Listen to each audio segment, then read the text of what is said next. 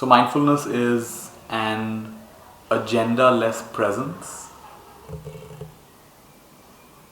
Being present without wanting this or that, without judging this or that, being really present.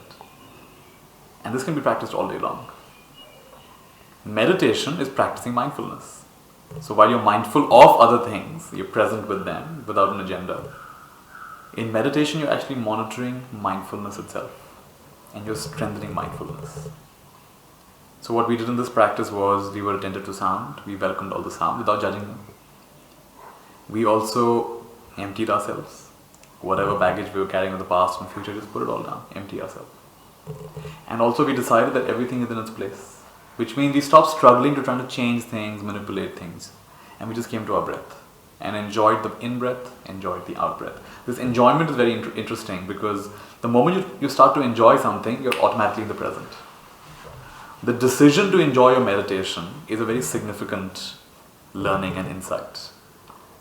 So I would just say, instead of just watching the breath, decide to enjoy watching the breath. Instead of it just being a breath, think about it. The breath actually has been serving us our entire life. From the time we were born till today, every single moment of the day, breathing in freshness, breathing out all that's stale and unhelpful. Now imagine if you were working for someone for 10, 20, 30, 40, 50, 60, whatever your age is. You were working for those many years for that person, day and night, not without a break. And the person never once paid attention to you. The person never once appreciated you. That would not feel so nice. But the breath does it anyway. So with that perception, you say, wow, this breath is so magnificent. This breath is so beautiful. This breath is serving me every single moment of the day without requiring attention. One more interesting quality of the breath can carry on without paying attention. And of course, if you bring attention to it, you can also make the breath deeper or shorter or shallower. That's another very unique quality of the breath. The breath is full of amazing qualities. In fact, one teacher said, to master anything in this world, you will have to master breath. I even met a sharpshooter in the US once. This is a person who's a marksman. And he said, top marksmen have to learn how to catch the breath. And they have to pull the trigger in between breaths. For maximum accuracy, you have to learn the art of pulling the trigger between breaths. So in any field of endeavor, if you really want to master it, you'll have to come to the awareness of breath, mindfulness of breath. So this has got immense application throughout our life. The Buddha once said that mindfulness is helpful in all things.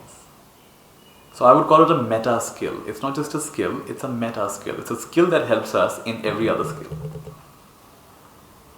So attentiveness to what's happening. Now throughout the day, how do we practice this? I call it the power of pause. Between stimulus, what's happening, and response, what we think, say and do, there is the gap. The shorter that gap, the more reactive we are, the more impulsive we are, the more we tend to say and do things that don't benefit us. The wider and deeper the gap, the more wise we are. And the more we tend to think and say and do that are beneficial for us, beneficial for others, beneficial for the world. So you're accessing a certain silence wherein your entire intelligence is activated. And you know what to say, you know what to do in that given situation. It's like life is responding. Otherwise, knowledge is responding, or attitude is responding, or beliefs are responding, or roles and responsibilities are responding. Versus silence is responding. Emptiness is responding. Life is responding. So throughout the day, we want to learn to access that gap, and this, I believe, is the most powerful transformational tool on the planet. I came across this little anecdote of this famous author, Eckhart Tolle, very well known. He wrote a book called Power of Now. And somebody had brought a brochure to him, a brochure of a retreat center. In this retreat center are many, many different options. Come for this yoga retreat, come for this meditation retreat, come for this chakra healing, all kinds of things. And he goes to Eckhart Tolle and says, help me out, Eckhart. I'm not able to decide which one to go for. Can you help me out? So Eckhart glances through the brochure, very beautiful brochure, beautiful retreats, amazing teachers, amazing promises of benefits. And he says, this is all very good. But let me tell you something that's even better than this. For the next 1 year, whenever nothing else is happening, come back to your breath. For the next 1 year, Whenever nothing else is happening, instead of distracting yourself, come back to your breath. Be aware of the in-breath, be aware of the out-breath. And this will benefit you more than any of these retreats. You see, any of those retreats will give you a short-term experience. But at the end of the day, we have to learn to really be established in mindfulness. And that's the lifelong project. That's the real work to be done.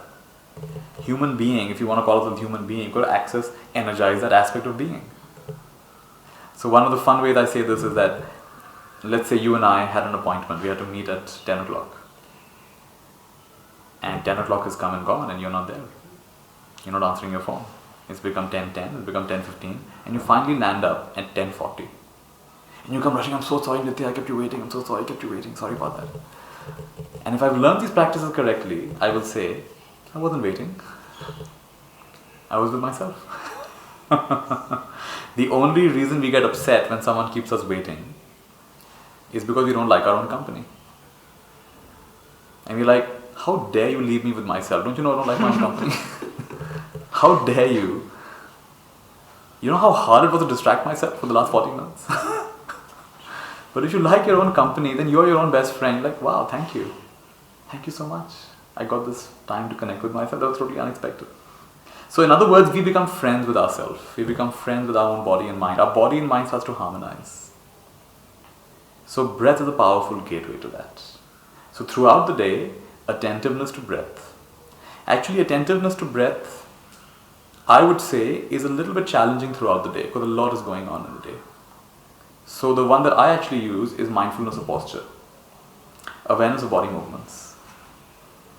So awareness of the hand going to pick up a glass of water. The touch of that glass of water. Awareness of walking when you're walking, sitting when you're sitting. Opening a fridge door. Right? Smoothing out your bed before you lie down. These are all physical actions and your body is moving all day long. So for me actually, my practice began to strengthen when my foundation actually became attentiveness to the body itself. And breath meditation is a part of the body. It's a subtler aspect of the body. So this is one way to practice mindfulness. Another way to practice mindfulness throughout the day is attentiveness to sense experience. Now notice, we say come to your senses. Come to your senses. What does come to your senses? Come to what the information being given to your senses right now. So when seeing, see. Right now, wherever you are. When you're seeing, really see. Pay attention to visual input right now. When listening, really hear, really listen.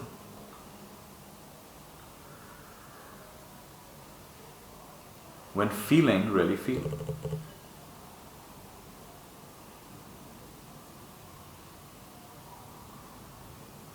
So one interesting way of doing this is we draw a line, just to help us to learn. And we, so say with me, see out. See out. Hear out. Hear out. Feel out. Feel out. So see out is any visual information I'm getting through my eyes. Use the label see out. Hear out is any auditory information coming from around, and we would say hear out. And the label is just one other skillful method to pay attention. See out, hear out, and feel out is any physical sensation. So if I've been sitting on this chair for a while, I might feel a certain weight of my body. Well, then that would be feel out. The touch of the clothes on my skin. And even any internal sensation, like maybe some back pain is happening, or maybe some itchiness is happening somewhere. Right? Temperature of the air outside. Anything happening inside as well. So this is all feel out. And then we have see in. What is see in? Visual representation. Thoughts that are visual in nature. So if I was to ask you, what does your house look like? You would have an image of a house come up. What does your car look like? You would have an image of a car come up. One person once I said, no, what does your car look like? And he said, nothing's coming. I said, why? I don't have a car. That's fine. But most of the time, you're going to get an image of some kind, right? So whenever you think visual, some thoughts are visual in nature, and that would be a see in. It's a visual representation of something you've seen in some time. That's a see in. Hear in is mental talk, mental chatter. So whenever thoughts are auditory in nature, that is a hear in. And feel in is very interesting. Any sensation, any feeling that has an emotional quality to it. So for example, if I go running, if I run a mile, I bet my heartbeat will be elevated. If I get angry, also my heartbeat will get elevated. You see, running would be feel out, but due to anger, it would be feel in. Any sensation in the body to do with emotion is a feel in. If it's hot, I'll perspire. If I'm very afraid also, I might perspire. If I'm very angry, also temperature in my body might go up.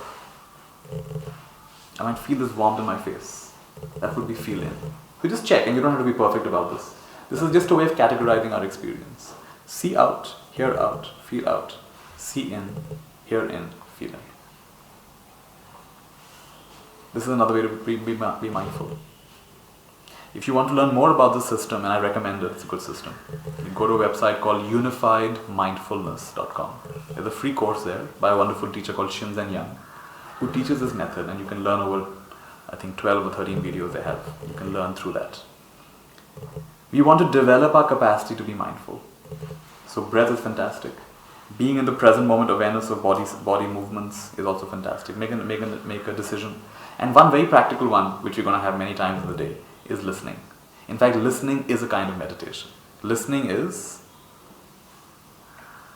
meditation in a conversation. And like we said earlier, listen and silent have the same letters in them. In order to listen to me right now, you actually got to be inwardly silent. Otherwise, you're not listening to me. Otherwise, your inner chatter is overshadowing, overpowering what I'm saying.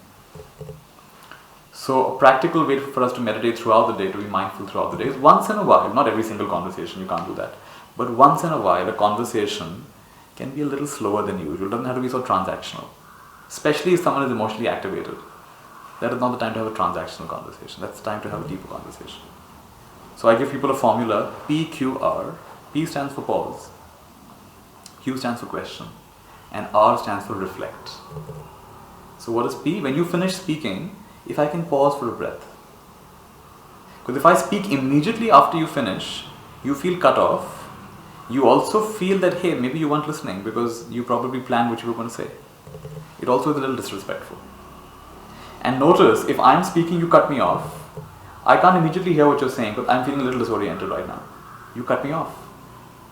It's going to take me a bit to come back. So just when people finish speaking, pause. How long do you pause for a breath? How long do you pause for at least 2 or 3 seconds? Just pause. Just make sure they're done. Some people, of course, have a habit of not stopping. They keep on speaking. So in that case, it's all right to interrupt. But you interrupt in a special way. You say, can I just summarize what I've understood so far? You're making some really interesting points. This is what I've understood. Nobody minds being being interrupted if it's to check their understanding. That does not generate irritation. It's only when you change the topic, then they feel, you cut me off. So P is pause, Q is question, you check your understanding. How do you check? Is this what you're saying? Have I understood you? Is this what you're feeling? Is this what you're wanting? Just 3 examples of questions. And you're checking your understanding. And by the way, you're going deeper than what they said. Because very often they're describing some life event. But you went deeper and said, are you feeling frustrated? Are you feeling lonely? Are you feeling abandoned? Are you feeling violated? Are you feeling encouraged? Whatever it is, are you feeling excited? You check what they're feeling. And you may be wrong, it doesn't matter. But you're checking your understanding. And finally, reflect back a summary of what you heard them say. This is actually kind of a very powerful mindfulness practice throughout the day. So a few times in the day, and I've been teaching this for many years now, I found it interesting. Even though I would teach it, I would struggle to practice it. But one thing my teacher taught me is teach others what you want to learn. So in the process of teaching this over and over and over again, it's now become much more easy for me that when someone says something, instead of just starting or launching off into how I want to respond to them, more often than not I say, is this what you're saying? Have I understood you? And you can see they visibly relax. And now they're really open to listen to what I have to say. How, if you go to a mirror, the mirror's job is to reflect. Mirror's job is not to give you advice. What I realized, and how good it was for me to realize that I don't have to have answers for other people. My job is to reflect back and just to see them as holistically, without judgment. You see, we are sometimes judging ourselves, the mirror doesn't judge us. Can I be that mirror-like presence to someone? Just reflecting back the way I see them and seeing the best in them. PQR, pause, question, reflect. And again practicing like this, I found that they calm down and they're more receptive to me. And you know what? They start finding their own answers. That's the best part. Because instead of my giving them answers, they themselves have the answers. It's another powerful way to practice. And this is especially important for parents and children. There was an experiment done where teachers were taught deep listening skills in an interesting way. The group of teachers was divided into two groups. Group A, Group B. Group A was said, please step out. They went out. Group B was told, when they come back, ask them, why did they become a teacher? And whatever answer they give you, ask again, and why is that important? And why is that important to you? Tell me more about that. And why is it important to you? In other words, keep digging deeper. So they came back, they paired up with the group partner B. And the same question is asked, why did you become a teacher? Why is that important to you? Tell me more about that. And you keep encouraging. And in 15 minutes, most of these teachers reconnected with their original purpose of becoming a teacher, their original spirit, which sometimes gets lost in the busyness of everyday life. And they were moved by this, they were touched by this. And of course, then partner B became partner A, they replaced roles, and they did this. And they all said, we are enthusiastic to try this. So they come back a few months later, and some teachers have some amazing stories to share, because they tried this method with their kids. And of course, the question changed. They asked them about how they're doing and they were amazed to find, spending 10 to 15 minutes with these children felt so relieved to just talk and just share what's going on with them. Nobody asked them. Nobody really listened to them. And one of the children said to the teacher, this is the first time in my life someone has listened to me without interrupting for 10 minutes. So this is a good lesson for us parents as well and teachers as well, that can we, I know we have a lot we want to share with them, but the real magic comes from listening. Because I can talk continuously for 1 hour and then realize, hey, some of you didn't even speak English. I never even waited to check my understanding, you see. So then that would be a complete miss. So I may be the world's best listener, truly the world's best listener. It means nothing. Unless you know I've understood you. How do you know I've understood you? Until I show you that I've been paying attention by checking my understanding. And this can sometimes seem like a slow way. Let me tell you, this is the fastest way. My teacher once said, the fastest way is infinite patience. So if you want to go quick, fine, that'll be a transactional relationship. But if you take your time, it'll be a transformational relationship. And I've met people, recently had a workshop, a retreat, where someone said, Nithya, I've been working for this company for 20 years. I said, how come 20 years? What is the motivation? He said, my interview was with the promoter of the company, the person who owns it. And in that 2-hour interview, he hardly asked me about work. He mostly asked me about my life. He asked me about my family. He asked me about my interests. He asked me about my life experiences. And we had this profound conversation. Most of the time he was just listening. And at the end of it, he said, Mr. Pariwal, I'm not going to be hiring you. He said, why not? He said, I think you're so accomplished, you probably will not stay with my company for long. He said, sir, if you hire me, I promise you I will stay with your company. And that one conversation for about 2 hours, he said, made him feel so enthusiastic that this person is just listening to me. There was a deep connection. It was not just a contract, it was a connection. You see, deep listening creates connection, creates trust. If it was a normal interview asking about your job experience and what have you done and what are your skills, that's fine, that's transactional. But this man really got into this person's life. And this gentleman said, I have not left this company 20 years. And I don't even meet that person, I don't even meet the promoter that often. Once in a while I meet him. But I have such regard for him. And all that happened in 2 hours of deep listening. So this is the power of presence. This is the power, transformational power.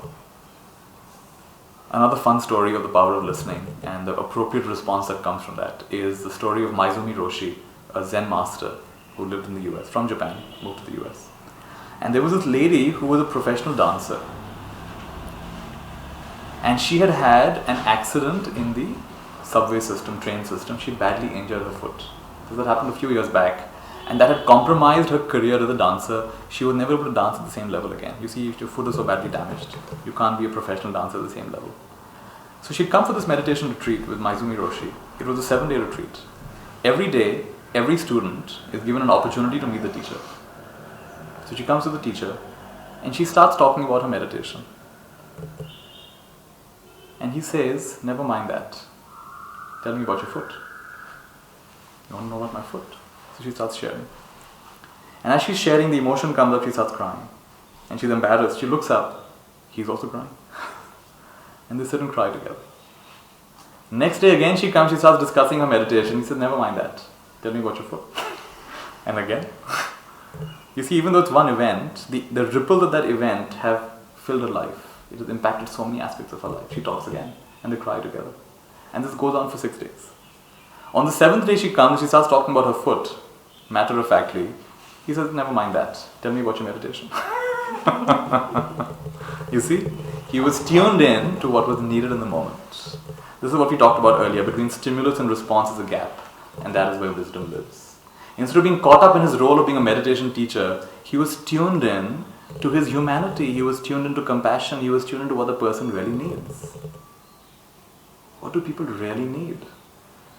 How will you know that if you're not paying attention?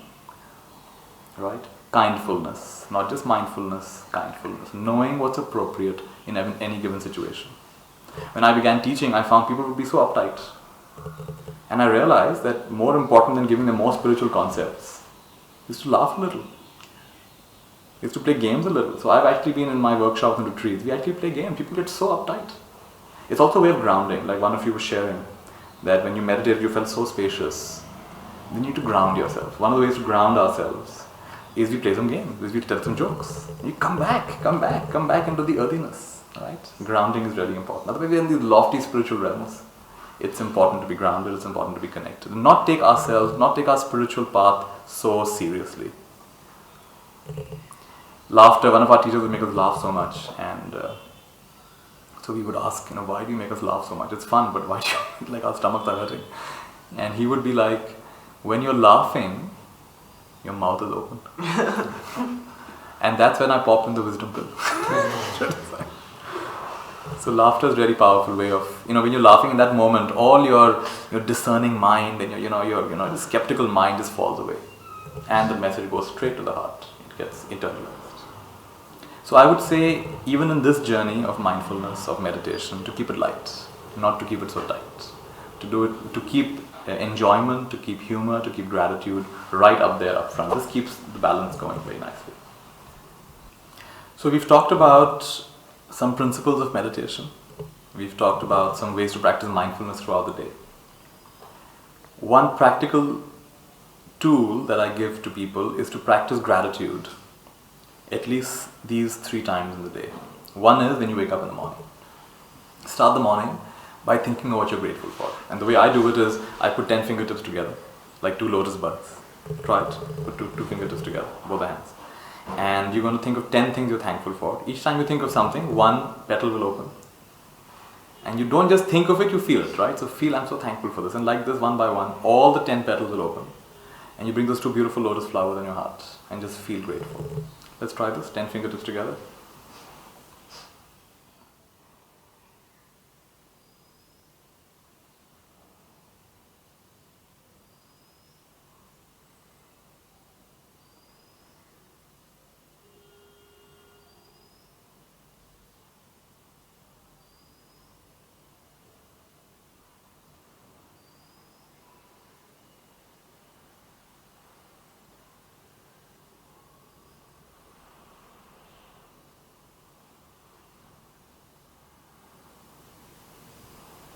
And whenever you're done, you bring both your hands in the heart.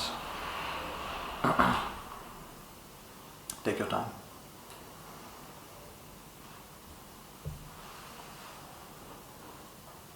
And shift from thinking about gratitude to simply feeling grateful.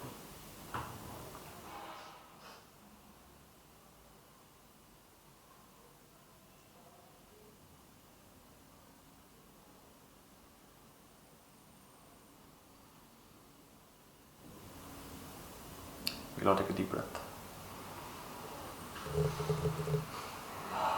And you can release your hands. Very nice. So this is what I call the lotus of gratitude. This is an opportunity for us to connect with gratitude and to the sense, the state of being of gratitude. And then throughout the day make a decision, no matter what happens, we will say, practice with me, how wonderful. How wonderful. So whatever happens, we just keep saying how wonderful. So no matter what happens, you go out and you find that someone has parked their car in a way that you can't get your car out. And normally we get so irritated. We say, how wonderful. What's wonderful about that? I've got a car. Right? Somebody else doesn't have a car. They have to walk, right? Or they have to. So I've got a car. I'm grateful for that. This can be arranged. This will not be forever. Let's find out a bit. Sometime, I'm sure at least once in my life I've also done that.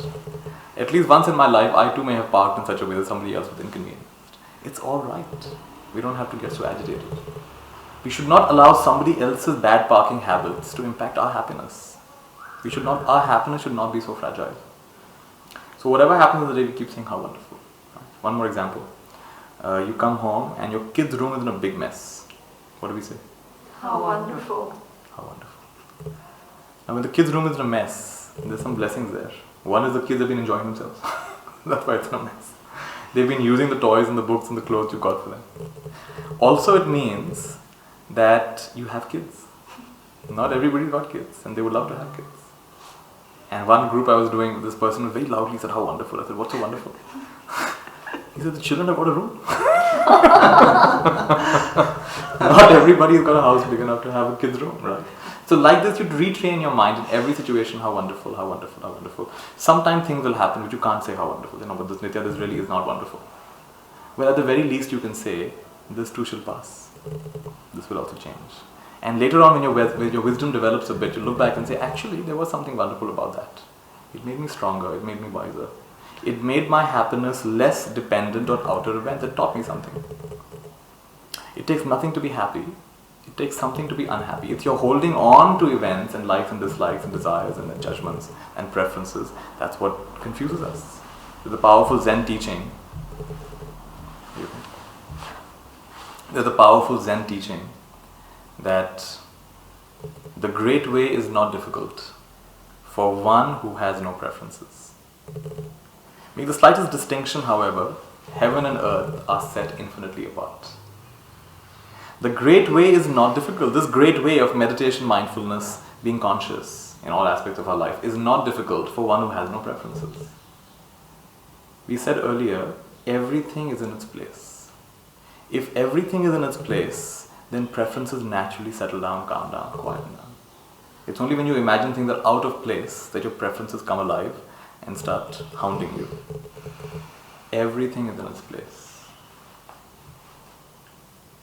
And then life is undisguised, grace is undisguised, everything flows. So in the morning, gratitude. Then throughout your day, when you're eating your meals, before you eat your meals, take a moment. This is a very natural place for us to pause, because someone somewhere is hungry right now. Someone somewhere has hunger, but there's no food. You have hunger and there is food. That's called a coincidence. When hunger and food meet, that's called a coincidence. Why? Because not everybody experiences that coincidence. So we are grateful.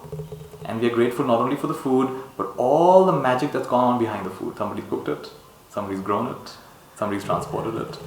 And not only human beings, animals, ants, bees, all kinds of other beautiful ladybugs, all kinds of creatures, insects, bacteria, so many things. In fact, it takes the entire universe to grow one grain of rice. This is a gift from the universe. So we want to pause and just be grateful. What I like to do is I put my palms around the food like this. And when I do that, and just try this, put your palms like this, facing each other. After a bit, you might start to feel like a gentle flow between the palms. Just notice. You'll of course become more attentive to the feelings in the palms.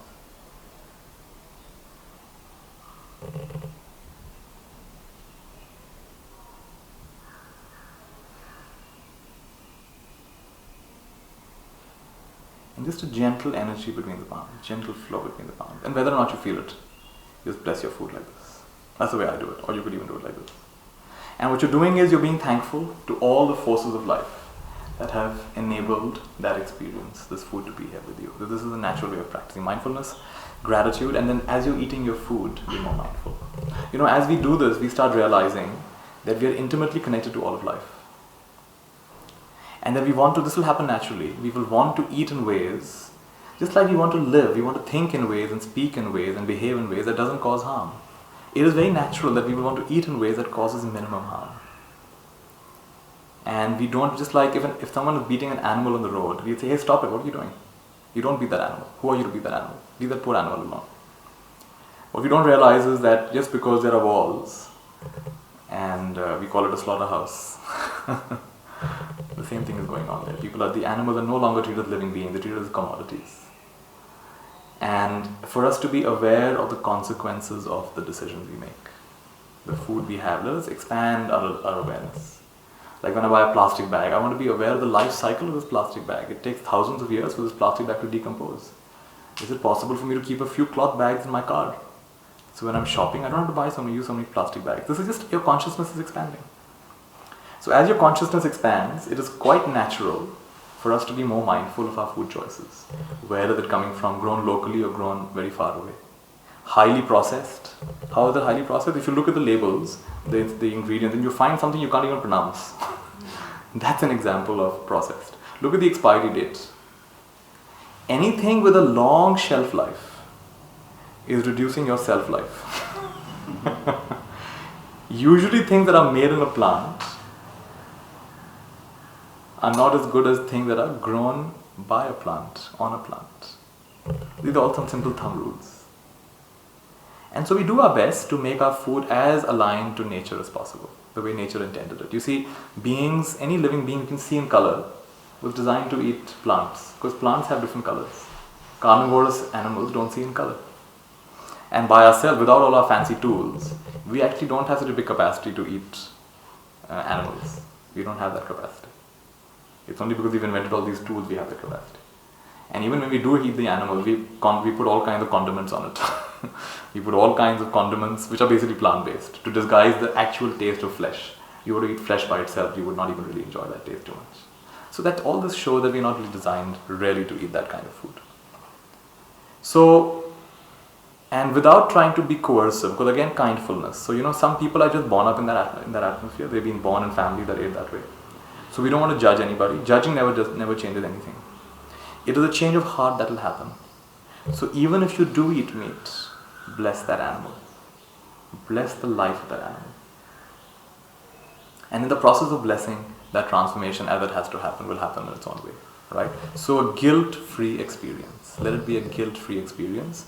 Gratitude for all of life, all that sustains us. And actually, the whole universe is eating itself. The whole universe. Today we are eating things. Eventually the soil will eat us. This universe is eating itself up.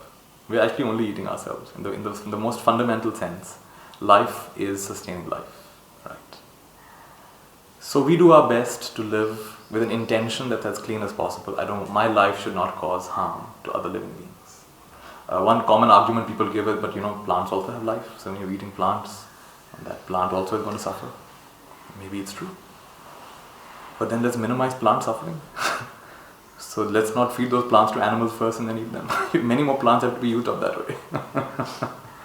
Alright, so let's do the best we can. And truly, if your consciousness develops, you may find you actually need to eat less.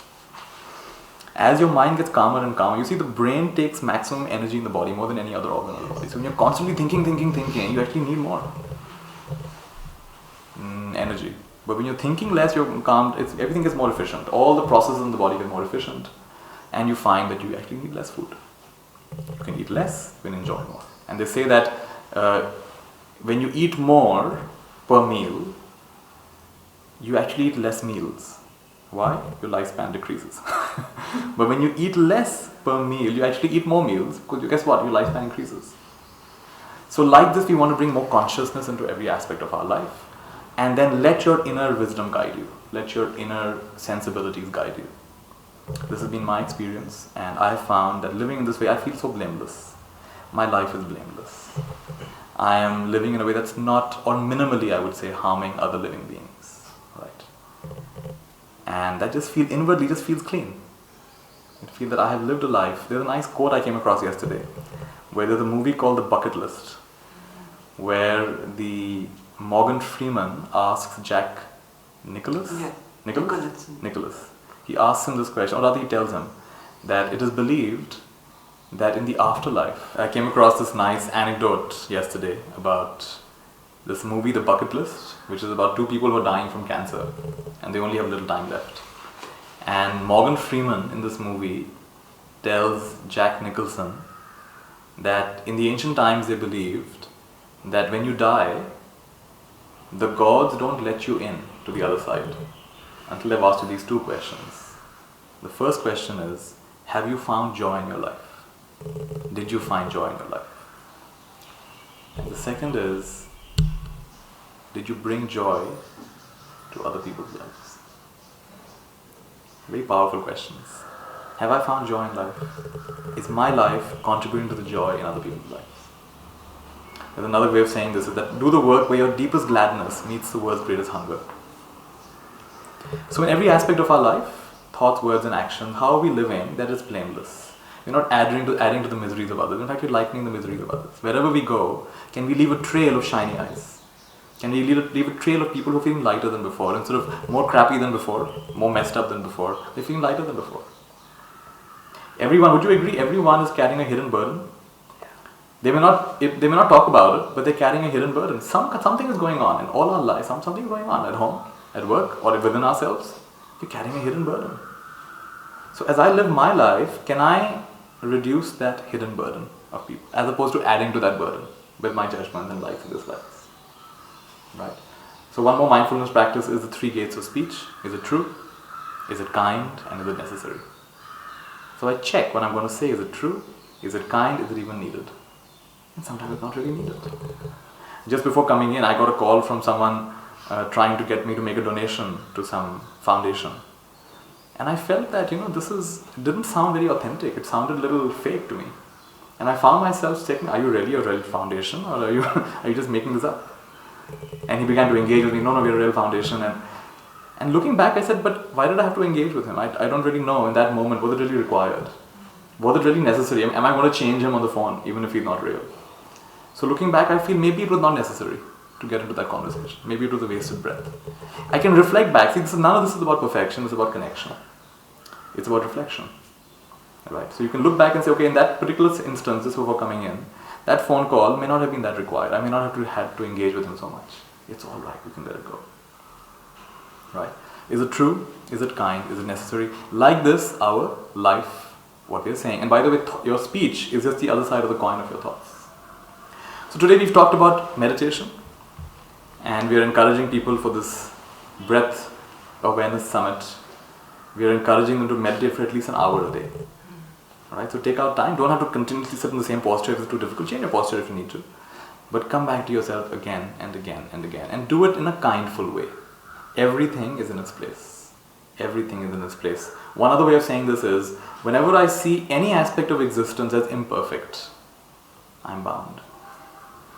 Whenever I see existence as it is, as inherently perfect, even if I may not understand it, because that is the way it is, in that moment I'm free. Everything is in its place. We've also talked about mindfulness throughout the day, kindfulness throughout the day. And we gave examples of posture, we gave examples of breath. See out, hear out, feel out, see in, hear in, feel in. Simple labels. We talked about unifiedmindfulness.com, a resource that you can look into if you like.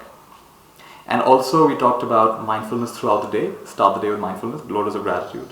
We talked about blessing our food and eating mindfully and being conscious of the sources of our food, and is it creating more suffering for living beings? You see, an animal typically knows it's going to be slaughtered. And the kind of neurochemical, the neurobiology of an animal that's about to be slaughtered is one of full of fear. Full of fear. Every fiber is filled with fear. Why would we want to consume that? So it's something to reflect about. And we are grateful. Whatever we do eat, we are deeply grateful for it. And at the end of our day, can we also end with gratitude? Can we end with focusing on what happened in the day as opposed to what didn't happen in the day?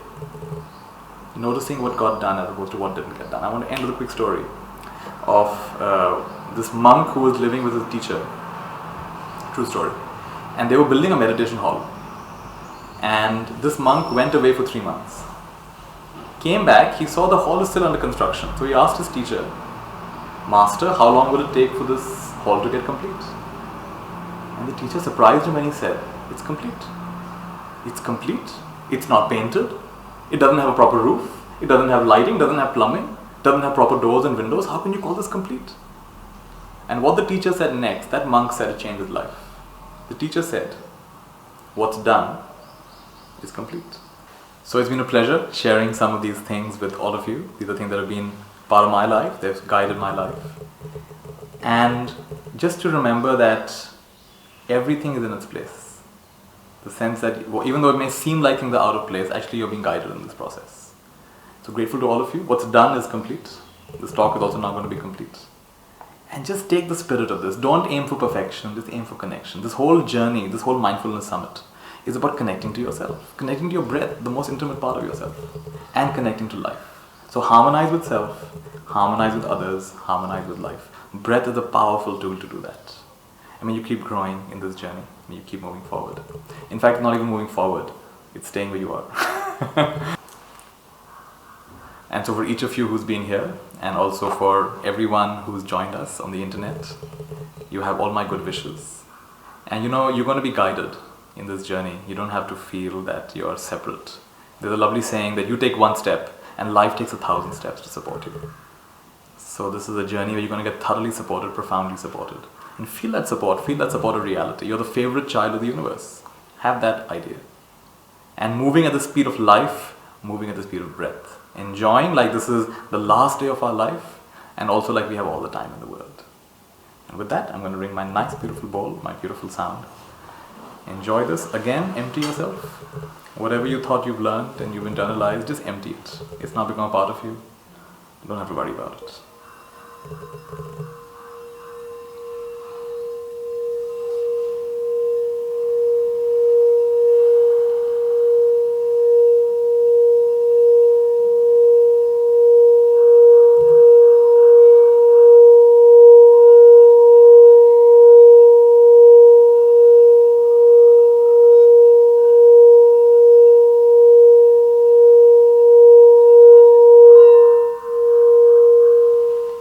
May I be happy.